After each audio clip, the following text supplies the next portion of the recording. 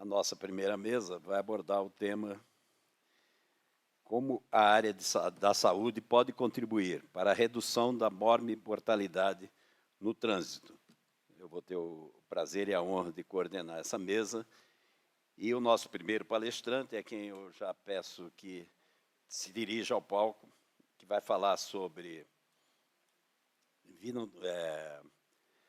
promoção da saúde com ênfase no desenho urbano para abordar a segurança viária. É o Dr. Roberto Vito Pavarino Filho. É bacharel em Sociologia e licenciado em Ciências Sociais pelo Instituto de Ciências Humanas. Mestre em Transportes Urbanos pela Faculdade de Engenharia Civil e Ambiental da Universidade de Brasília, UNB. Foi membro titular da Câmara Temática de Saúde e Meio Ambiente do Conselho Nacional de Trânsito e, atualmente, atua na Unidade Técnica de Determinantes da Saúde, Doenças Não Transmissíveis e Saúde Mental da Organização Pan-Americana de Saúde, OPAS, no Brasil, em temas relacionados à promoção da saúde, segurança viária e mobilidade sustentável. Doutor Roberto, por favor. Okay. Bom dia, doutor Vinagre. Bom dia a todos. Eu agradeço esse convite.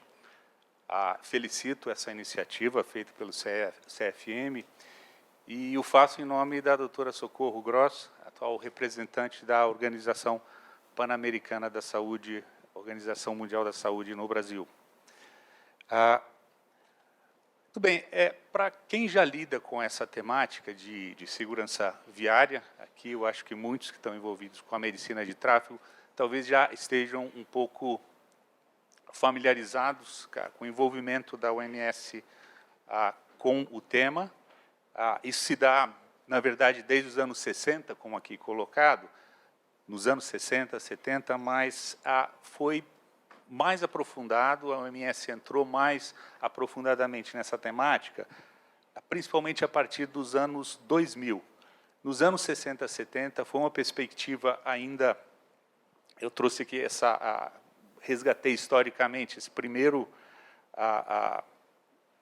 relatório feito na OMS nos anos 60, a partir de um médico-chefe do Departamento de Transporte da Inglaterra, que trouxe esse primeiro relatório, ainda chamando de acidentes, algo que foi, de certa forma, banido mais adiante, voltado a profissionais da saúde, da engenharia, da polícia envolvida com a temática, que sugeriu uma primeira abordagem do ponto de vista epidemiológico da temática de segurança viária.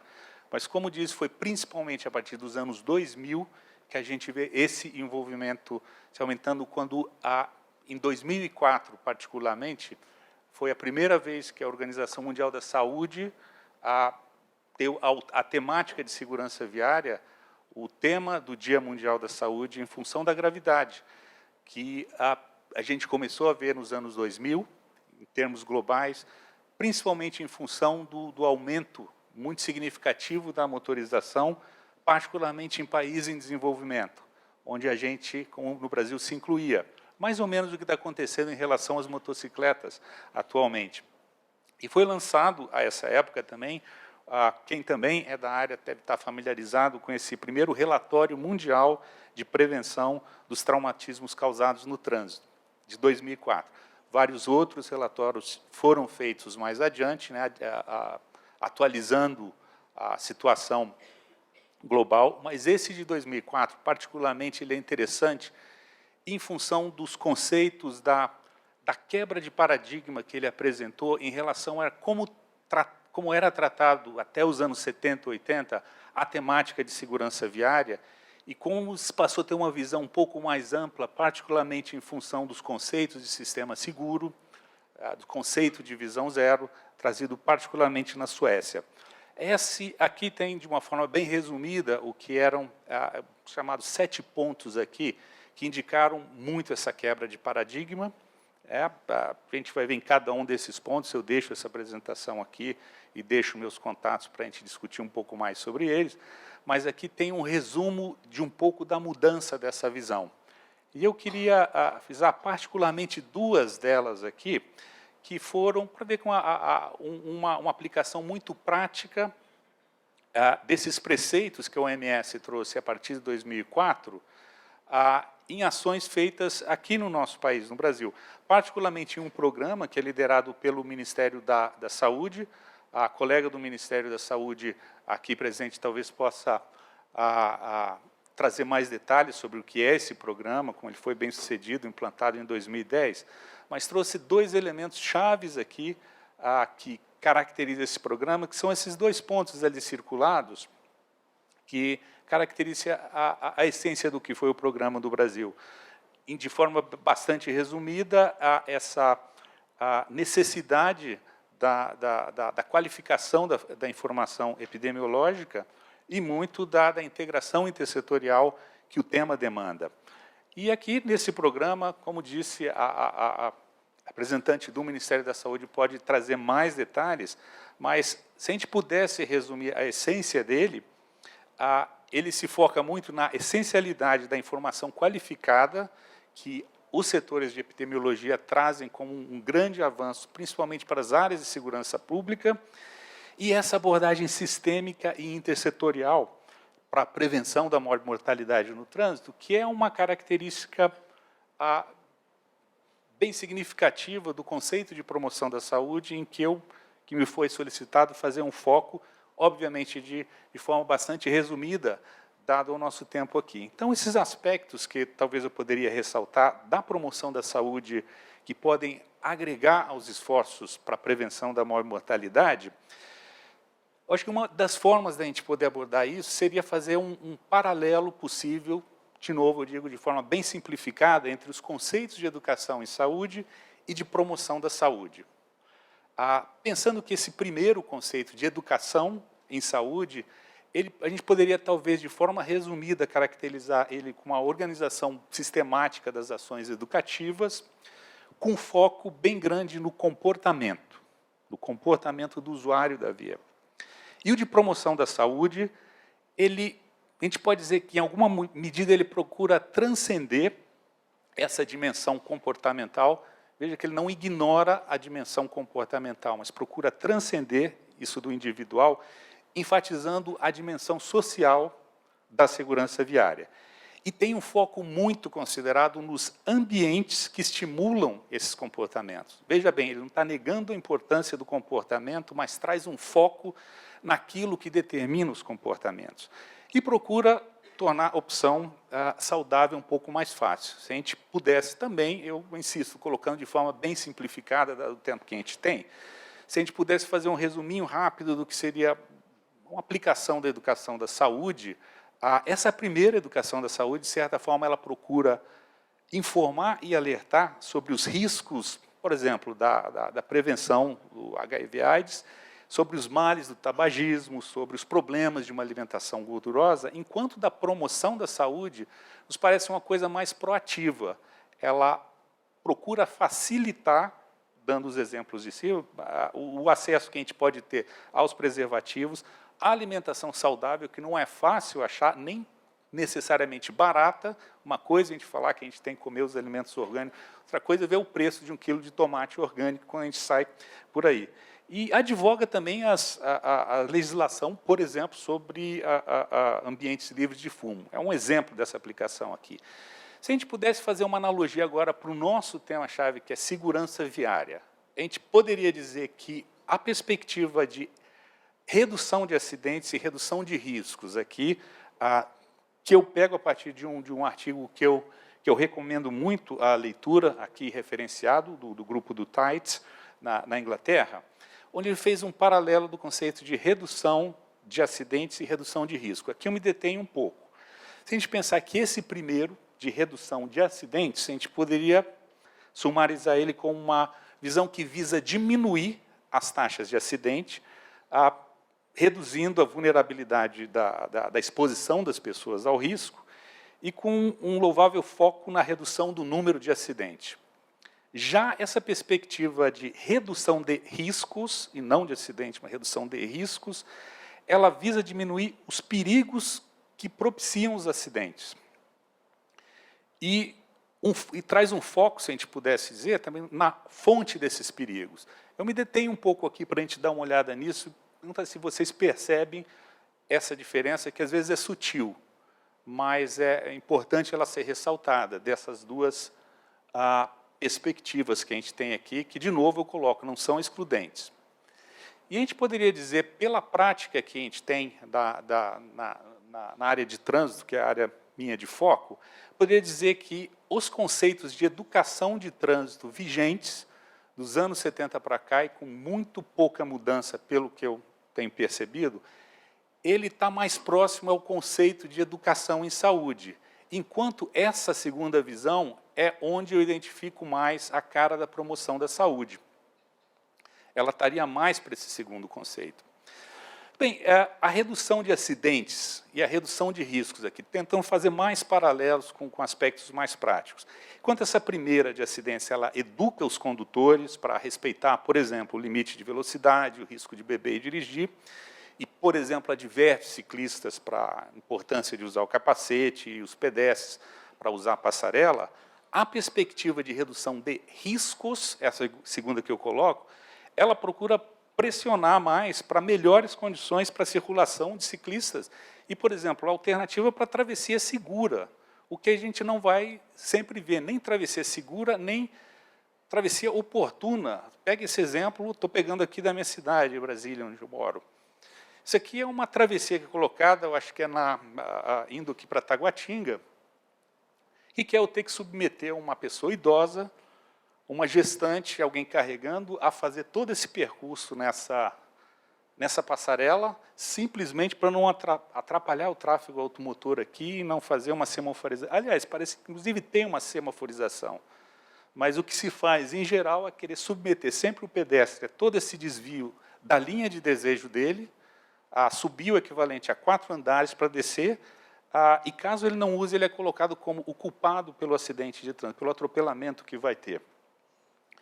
Outro exemplo, se a gente pegar aqui em Brasília também, isso é perto de onde eu moro aqui, uma passagem subterrânea do nosso eixão. Veja o tanto que essa passagem subterrânea, que tanta gente reclama, por que esse pedestre não está usando isso, vê o tanto que isso aí inspira de segurança e de higiene. Eu sempre coloco, ainda bem que a tecnologia ainda não permite, no slide, trazer o cheiro desse lugar, que é usado como banheiro público, às vezes, e em nada estimula um comportamento seguro. Tá? Também, essa promoção da saúde, pelo que a gente vê, tem uma clara identidade aqui com essa perspectiva de redução de risco. Ela vai lembrar, sim, a importância da atenção ao uso do cinto, do capacete, etc., mas ela identifica que só isso costuma individualizar o problema, a famosa culpabilização sempre da vítima, e culpar o usuário da via e fazer muito pouco em relação ao ambiente que propicia os acidentes. Aqui. E traz uma ênfase muito forte aqui no desenho urbano, nos entornos seguros e nos aspectos infraestruturais. De novo, sem desconsiderar as demais medidas. Eu vejo aqui também, eu vou usar o exemplo aqui da minha cidade. Isso aqui é na Asa Norte, elas 700, se alguns dos que moram aqui identificaram. Isso aqui, meus caros, isso não é segurança viária. Isso não é segurança viária, trazer uma plaquinha só informando, pedindo alguém para andar 40 km por hora em uma via que convida a ter uma velocidade muito maior que essa. Isso aqui é segurança viária, ou está mais próximo à segurança viária com essa intervenção. Mas ficou assim, mas isso aqui é uma foto do Canadá, não diz respeito à nossa realidade. Falei, muito bem, isso aqui é em Fortaleza, no Ceará. E isso é segurança viária, é mais segurança viária. Aqui é uma travessia elevada em que constrange o automóvel e vai dizer que ele está entrando na área do pedestre e não o contrário. É possível fazer, não é caro fazer, são medidas que a gente pode pensar. E veja bem, ainda que isso aqui é a segurança. Voltando para essa parte de Brasília, onde eu falei, se eu voltar aqui nessa mesma via que eu fotografei, aqui de Brasília, e colocar todas essas informações aqui, respeite o pedestre, jogar panfleto, colocar as plaquinhas de 40 km por hora, é muito pouco provável que alguém vai andar a 40 por hora numa via superdimensionada, convidando a velocidade. A promoção da saúde, nesse sentido, de uma forma, eu repito, bastante reduzida aqui pelo tempo que a gente tem, ela vai advogar mais medidas de moderação do tráfego, vai identificar nas macropolíticas de mobilidade um importante aliado para a gente trabalhar a questão de segurança viária, de não dissociar a temática de trânsito das macropolíticas de mobilidade. Se a gente for pensar uma questão que aflige todos nós, uma epidemia que não é só no Brasil, mas nas Américas de maneira geral, que é os acidentes por motocicleta, vamos lembrar, não tem lugares em que a gente vê uma família inteira em cima de uma moto que está fazendo isso porque acha bonito. Tem um segmento muito grande que está fazendo isso porque está lançando mão de uma mobilidade que lhes foi negada por muito tempo, um sistema de transporte que foi esfacelado, de transporte público, que está trazendo essa opção da moto como interessante, em função, eu digo de novo, de uma macropolítica de transporte que a gente tem que levar em conta. E pensar, por fim, só a importância de pensar a questão da promoção da saúde para além dos traumas. Os traumas continuam sendo assim, a grande coisa que nos aflige, mas vamos pensar uma série de outros elementos relacionados ao trânsito. Eu não falo aqui só do tráfego de maneira geral, mas do trânsito motorizado terrestre, que o problema não se reduzem apenas aos acidentes, apesar dos acidentes ser uma carga muito grande. As implicações todas que a gente vai ter em outras áreas aqui. Eu trago aqui essa tabela que eu tinha traduzido aqui, que ela procura trazer as principais causas de morte em nível global, de 2010 essa publicação, com a carga atribuível aos transportes motorizados e os anos potenciais de vida perdido, que eu acho que é um índice que a gente tem que passar a usar mais na área da saúde, que ele é mais significativo do que simplesmente falar das mortes e dos feridos, é o tanto de vida potencial perdido, principalmente quando está atingindo um segmento jovem. A gente vê aqui que dessas 10, 6 das principais causas de morte têm uma relação direta ou indireta com o trânsito terrestre. E lembrar todas essas outras implicações que o trânsito terrestre tem, né, no campo da saúde, todos esses aqui elencados, que a gente poderia colocar mais alguns também. Tudo bem, mas eu chamaria atenção para, além desses outros pontos ali colocados, o aspecto das inequidades, a questão de desenvolvimento social grave que tem essa implicação do transporte terrestre. As cidades, quando são estruturadas em função de sua majestade o automóvel, elas segregam e excluem muita gente por esse ambiente que é criado. Lembrar que pela OMS, pela OMS, a gente tem dado uma ênfase, procurado dar uma ênfase às ações que levam em conta os determinantes desse comportamento. De novo, eu não quero de forma alguma negar a importância dos comportamentos, mas pensando como determinantes sociais na área da saúde, pensar um pouco sobre a causa das causas que são trazidas aí, e principalmente nessa ênfase que eu dei nos aspectos infraestruturais. E a gente tem procurado, em função disso, trabalhar um conceito, convidar um conceito de agendas convergentes quando trabalha na cidade. Pensar a segurança no trânsito, dentro do que a área de saúde pode agregar, pensar a segurança no trânsito integrado ao tema da atividade física e da qualidade do ar, que aí a gente está pensando de saúde de uma forma mais abrangente e todos esses aspectos que tem. Um simples exemplozinho que eu tinha visto de um autor tinha colocado, uma norte-americana média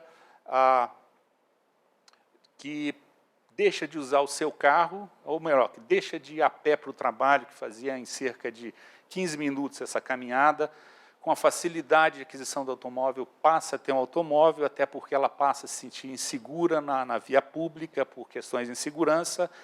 Todo esse deslocamento que ela fazia, ela deixa de fazer em função de andar de carro. Ao tempo que ela deixa de fazer, ela menos uma pessoa andando na rua.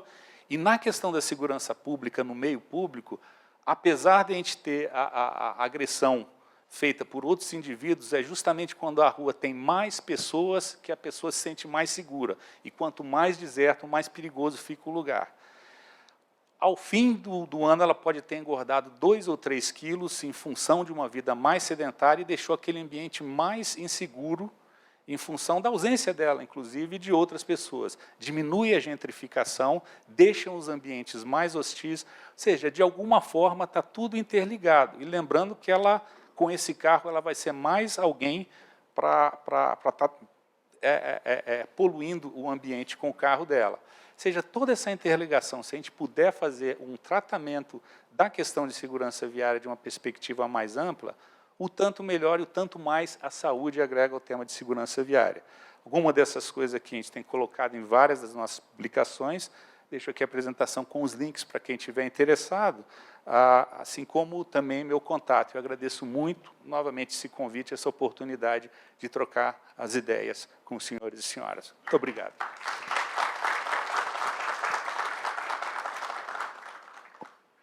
Muito obrigado, doutor Roberto. Palestra, por favor, eu peço que o senhor permaneça aqui na bancada, porque depois vamos ter um debate em seguida. Nosso segundo palestrante é a doutora Sheila Marino de Lima. Ela vai abordar o tema Programa Vida no Trânsito. A doutora Sheila é enfermeira especialista em sistemas e serviços de saúde, tendo como área de atuação em políticas públicas, com ênfase no enfrentamento a violências e acidentes e instrumentos de gestão. Por favor, doutora Sheila.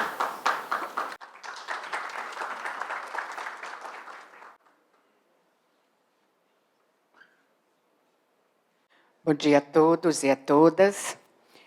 Muito obrigada pelo convite em nome do Ministério da Saúde, ao doutor José Vinagra, ao Conselho Federal de Medicina como um todo, a Abramet, especialmente ao Antônio, né, que assume uma liderança importante aí na Abramet da Bahia, assume uma liderança importante aí, na condução também do Programa Vida no Trânsito no município de Salvador e no estado da Bahia. E nós que estamos aqui nos sentimos muito à vontade por discutir esse tema, né, mesmo considerando hoje que o Departamento Nacional de Trânsito ele conduz a Política Nacional de Trânsito, mas ninguém enfrenta a violência no trânsito com saber só, né, com o setor só e sem a presença da sociedade. E a saúde ela traz um novo olhar para o enfrentamento da violência no trânsito. Ela traz um olhar não somente para a atenção às vítimas, né, apesar de que foi um dos principais motivos que nos fizeram a dialogar sobre esse tema, né, é um do setor que ainda recebe a maior carga, né, dos resultados das lesões, dos traumas no trânsito, seja por mortes, sejam por internações transitórias, mas especialmente sejam por lesões mais permanentes que implicam no serviço de reabilitação, né, seja pelos potenciais anos de vida perdido, né, seja pelo impacto que isso gera nas famílias. Quantas famílias que tem aqui que não perdeu alguém, né, em consequência de trauma no trânsito, principalmente pessoas jovens, né? Então, a saúde ela tem muito a contribuir, né, com a implementação de políticas públicas voltadas para a redução tanto das lesões quanto das mortes no trânsito. Pensando nisso, o Ministério da Saúde, o setor saúde, né, como um todo, né, junto com as instituições, com os conselhos de classe, com a sociedade, vem pensando políticas específicas para enfrentar esse tema. Né, nós temos algumas políticas que nortearam, né, o olhar voltado para essa intervenção, E um dos programas que o Ministério da Saúde, né, tem trabalhado em resposta à década de segurança no trânsito, em resposta aos Objetivos de Desenvolvimento Sustentável, especialmente o Objetivo 3, Meta 6, né, e o 11, Meta 2. Né, a gente precisa de atuar fortemente com esse olhar. Né, então, um pouco nessa perspectiva que a gente traz o Programa Vida no Trânsito como contribuição do setor saúde para a redução das mortes no trânsito. Isso aqui não precisa da gente deter muito, que os senhores e as senhoras sabem mais do que ninguém o impacto da violência no sistema de saúde, né? Seja público, seja privado. Então, nós temos o impacto na mortalidade prematura. Hoje, se nós temos no país a principal causa de mortalidade geral, as doenças cardiovasculares, a segunda, as neoplasias, as terceiras são as causas externas. E dentro das causas externas, né, a mortalidade por lesões no trânsito assume uma liderança grande, né? A primeira causa de morte aí na faixa etária de 15 a 39 anos, 15 a 49 anos, né? São mortes prematuras, se a gente for considerar até 69 anos. E se a gente tem uma transição demográfica no país onde que a população aumenta a expectativa de vida, essas mortes reduzem a expectativa de vida, né? Se nós temos, né, mais nascimentos de meninos, nós temos uma população maior de mulheres, porque os homens têm morrido precocemente em consequência das violências, e entra aí violência no trânsito, né? Então, tem esse impacto na mortalidade prematura, na sobrecarga dos serviços de saúde, exigindo cada vez mais profissionais especialistas, profissionais que atuam numa resposta mais rápida na atenção às urgências, seja nos hospitais de referência ao trauma, seja nos serviços de atenção móvel, seja nos serviços de habilitação, seja trabalhando, né, na área de prevenção, na área de promoção da saúde. E aí nós temos também a incapacidade em idade produtiva, nós temos aí pesquisas que mostram que cerca de 29% das pessoas que internam em consequência da violência no trânsito vai desenvolver uma sequela física, né, principalmente em relação aos traumas crânioencefálicos, amputações, e isso tem um peso social e familiar muito grande para o país, né? E nós temos aí um aumento dos custos assistenciais, que já foi falado aqui no início, né, que hoje a gente fala aí, se a gente for trabalhar nas pesquisas e nos resultados, isso mostra que supera em muito os gastos que estão sendo discutidos aí na reforma da Previdência, né? E a gente precisa olhar isso como uma prioridade. E até que ponto isso tem sido prioridade na agenda do governo, na agenda do Estado, na agenda da sociedade, na agenda dos diversos atores que compõem aí protagonismo, né, para enfrentar a violência no trânsito. E aí o programa Vida no Trânsito ele veio muito em resposta a esses desafios que foram colocados a nível global, a nível de país, a nível de Estado, a nível de município e toda a sociedade. Então, ele foi implantado em 2010, junto com a Organização Pan-Americana de Saúde, junto com a Organização Mundial da Saúde e vários outros atores aí importantes nesse processo. Ele foi implantado inicialmente em 5 municípios, né? Um município por região no país, representando a região Centro-Oeste, Campo Grande, Nordeste, Teresina, Centro-Oeste, já falei, Sul, Curitiba e Norte, Piauí, Palmas, considerando vários critérios aí para além dos epidemiológicos, né? Então, ele não inventa nada, não traz nada de novo, mas ele traz um método, um processo de trabalho organizativo para trabalhar esse processo com uma metodologia, né, baseado em evidências, baseado em informação, que dá resposta para além do achismo, né?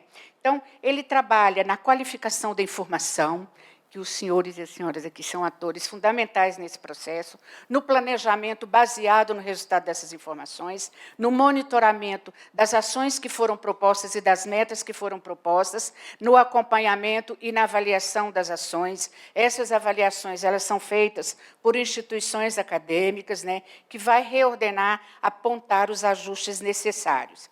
Então, as estratégias baseadas é o aperfeiçoamento da informação, utilizando não somente informação da saúde, né, mas outras informações vindo dos boletins de ocorrência, vindo dos órgãos de trânsito, vindo para dentro da saúde, como importante informação para vítimas, o SAMU.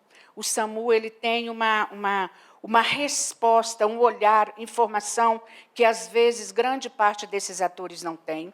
Então, a gente pega todas essas informações na cidade, todas as ocorrências de acidente de trânsito que acontece na cidade em 3 meses, cruza com o banco de mortalidade, com o banco da IH, para a gente ver o que aconteceu naqueles 3 meses naquela cidade.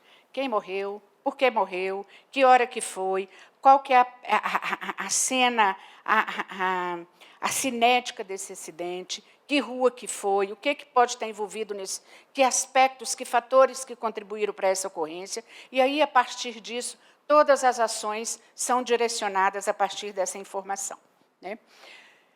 As informações, na época, nós definimos 2 fatores de risco para intervir, né, porque eram 2 fatores de risco que contribuem tanto para a ocorrência do acidente quanto para a gravidade da lesão, né, que são a velocidade excessiva e inadequada e a associação de álcool e direção, e é lógico que o município ou o Estado ele pode definir outros. E também grupos de vítimas prioritários, que, de uma maneira geral, foca pedestre e o motociclista, né? O atendimento às vítimas. A resposta está sendo adequada? Para onde que precisa de expandir? Nós temos aí vazios assistenciais no país, né? O acesso ao SAMU ou uma atenção qualificada para trauma, ele não é padrão no país como um todo, ele não é igual, todas as pessoas não têm acesso igual, então a gente discute muito isso, né? Aliado a esse padrão epidemiológico, como é que a gente pode implementar essas ações de atenção à saúde. E tudo isso com enfoque científico, né? Então, a gente busca cada vez mais confirmar, né, a ciência que diz que as mortes no trânsito são previsíveis, são preveníveis e evitáveis. Se eu tenho essa tríade, por que tanta gente continua morrendo? Né? E por que nós ousamos ainda determinar quantas pessoas têm que morrer nesse país? Será que eu quero morrer de lesão no trânsito? Eu padronizo meta para as outras pessoas, menos para mim. Né? Então, predeterminar índices de mortes ou número de mortes significa que eu tenho que pensar para além disso, que eu tenho que pensar num trânsito seguro, que eu tenho que pensar na promoção da saúde, que eu tenho que pensar em outras agendas convergentes para além disso. Né? Então, pensando e seguindo outras experiências de países, né, que foram experiências de sucesso, a partir do fundamento dessas experiências, a partir de pesquisas e inquéritos, é que a gente atuou e trabalhou na formatação da metodologia do programa Vida no Trânsito. Né? Ele tem uma relevância, uma resposta para a década de segurança viária, uma resposta para o ODS, ele já é implantado e validado, expandindo para outros municípios, é uma estratégia de gestão intersetorial, tem uma gestão interior, um grupo de inteligência no Estado e no município, que conduz essa política, que pensa nas ações integradas, que pensa no enfrentamento de todas esses tipos de lesões e essa especificidade. Né? E é replicável para qualquer intervenção. Então, no mínimo, esse padrão metodológico tem que seguir para desenvolver o programa Vida no Trânsito. Você tem que instituir uma articulação, uma comissão intersetorial, que é essa inteligência, que são diversos atores com designação ou pelo governo, ou pelo Estado, ou pelos secretários, que têm poder de decisão. Né? Você tem que instituir uma comissão intersetorial também para a qualificação e as análises dos dados, que vai devolver um painel de gestão para a intervenção. Você tem que, essa comissão intersetorial vai desenhar as ações integradas a partir dos diversos olhares e dos diversos saberes para fazer as ações de intervenção, e a gente monitora e avalia depois. Esse monitoramento é feito trimestralmente, e a gente retorna isso para o gestor ou para a gestora do Estado ou do município. Hoje, 50 milhões de habitantes estão aí cobertos pelo programa de Vida no Trânsito, em menor ou maior grau, alguns mais avançados, outros nem tanto, né? Mas essa é a nossa prioridade.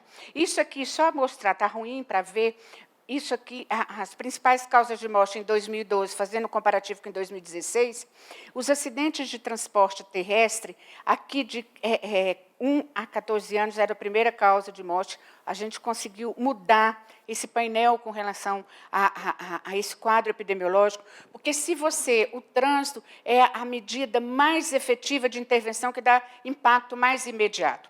Se você faz a sua ação baseada naquela informação evidenciada, você tem resposta imediata. Né? Então, a gente conseguiu, né, mudar esse padrão com relação aos acidentes de trânsito, e isso também muito se deve ao olhar, né, do Conselho Federal de Medicina, da Abramet, de outros da Associação de Medicina do Trato, principalmente quando trabalha na perspectiva de transporte seguro de criança, né? Que a gente reduziu a mortalidade muito em criança com o uso da cadeirinha, com o uso de retenção, né, dispositivo de retenção de criança. Isso aí mostrando as reduções que houve em números absolutos, né, no país. Esse dado de 2017 já é um dado fechado, então nós temos uma redução aí de menos 5% em relação ao ano de 2016. Isso aqui é a taxa de mortalidade, isso avalia risco, né? Então, hoje, o Brasil, a taxa de mortalidade dele está abaixo da taxa média da América Latina e do Caribe, né? Nós conseguimos ultrapassar esse patamar que antes parecia bem difícil, né?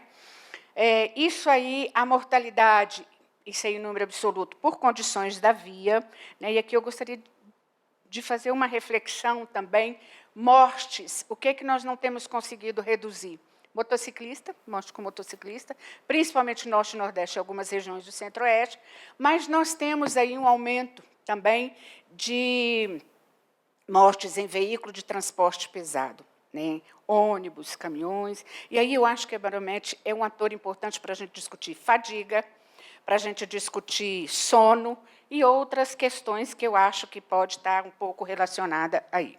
Mostrando aqui, muito rapidamente, a taxa de mortalidade também por 100 mil nos estados, né, do país, nos dizendo onde que a gente tem que priorizar os nossos esforços. Aí, até 2015, Piauí era primeiro lugar, hoje Tocantins e Piauí, Mato Grosso, né, algumas regiões aí estão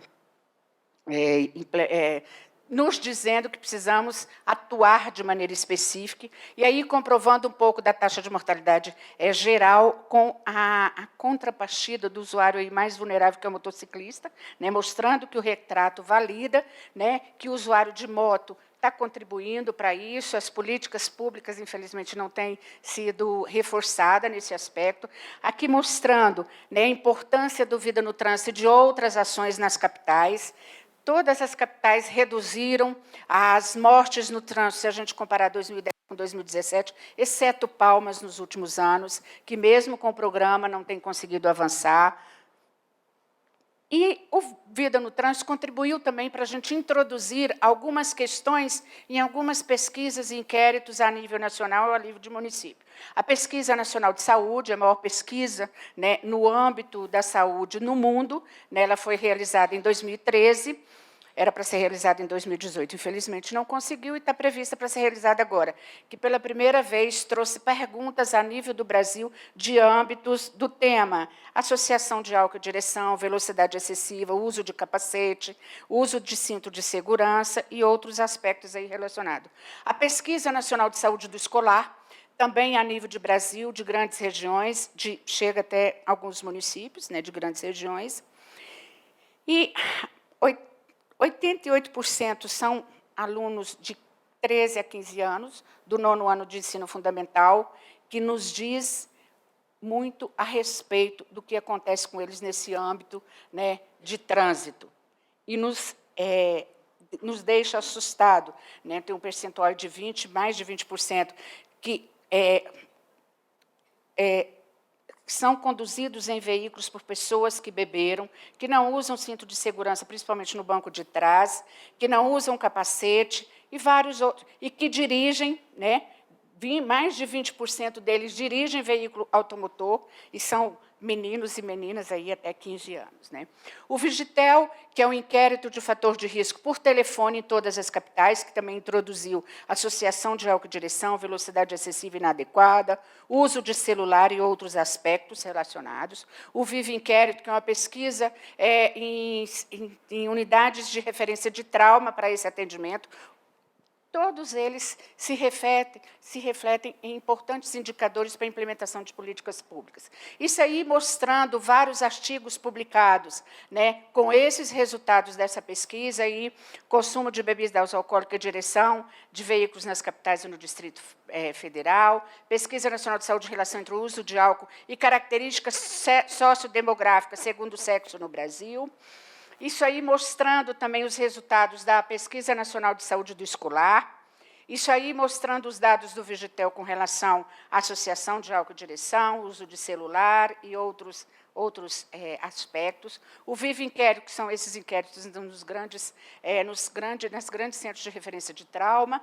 Né? Então, o Vida no Trânsito, hoje, ele está em 51 municípios, tem incentivos financeiros regulares para os municípios desenvolverem o programa. O Ministério da Saúde financia cursos de EAD na modalidade à distância para formação e implantação do curso, avalia, está desenvolvendo uma plataforma de monitoramento do programa, também web. São programas que têm sido avaliados como experiências bem-sucedidas. 3 desses municípios apresentaram o Vida no Trânsito como experiência bem-sucedida no Congresso de Cidades Educadoras em Lisboa. O programa Vida no Trânsito em Salvador foi considerado uma experiência bem-sucedida para compartilhar com outras experiências definidas pela OPAS. Foi feita uma agenda na Argentina como possível país para ampliação. Começa uma discussão agora com Bolívia também, né? E vários outros aspectos que a gente acha que conseguimos avançar como resposta do setor saúde. Nós temos aí desafios, né, para atingir as metas da década dos Objetivos de Desenvolvimento Sustentável, de reduzir de 50% o número de mortes. Nós conseguimos avançar até 2017 em 17,4%, né? E aí, a nossa reflexão. Se a gente luta tanto, e lutou tanto para reduzir a mortalidade infantil nesse país, nós estamos conseguindo reduzir a mortalidade infantil para as nossas crianças morrerem daqui a pouco em consequência das lesões no trânsito. Então, eu acho que isso é um tema que precisa de nos inquietarmos e que a gente precisa cada vez mais do esforço social, efetivo, científico, para enfrentar, né, esse que é uma grande epidemia no país e que tem matado tantos jovens e que tem levado a tantos anos de vidas potenciais perdidos. Muito grata pela oportunidade.